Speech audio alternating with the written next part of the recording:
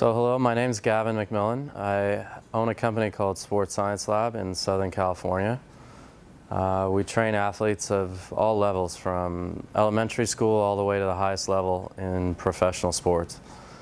We've endeavored in the last 20 years to come up with the best possible methods that we can to advance the careers of whatever athletes we're faced with, whether that's children, high school athletes, people that need rehabilitation.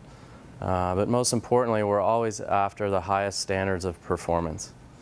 I think that there's a lot of things that are missed in the conventional weightlifting systems, and the idea that you can do a power clean, a squat, and a bench press and adequately prepare for any sport is just simply false.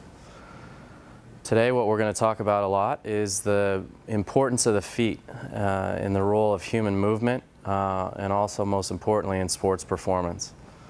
The foot is a suspension system. Everything you do in sports relies upon the foot to provide proprioception to the body to help tell it what to do in terms of how it applies force in direction of movement, hitting, throwing, everything there is. The feet are the only thing in contact with the ground. So we do a lot of things to help strengthen them, but also improve the proprioceptive capacities of the feet.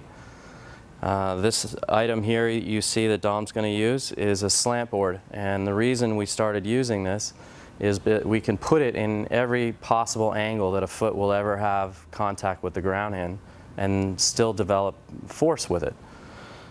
Not only does that dramatically reduce the amount of injuries, but it also dramatically improves performance, obviously. So I'm going to have him start by putting his left foot forward so you can see that. Go ahead and stand. The importance of the angle and having the foot loaded in the forefront of the foot and the toes is really important. All force application in any type of cyclical movement is in the forefront of the foot, not the heels, where most weightlifting occurs. We use the ball here as a way to get the athlete unstable, and he will toss it back and forth to himself in different angles, so at different heights and lower. So go ahead and start doing that. And then change where you throw it, so that you're constantly challenging the body's central nervous system to react to the adversity of the moment. And human beings have to have control of their limbs and in space. The best athlete controls his limbs at the highest rates of speed, in different planes of movement and different ranges of motion, better than the other athlete. Switch the slant board and face it the other way. Yep. So in this point, you'll see his foot is inverted, and it helps really develop tremendous toe strength, especially with the big toe.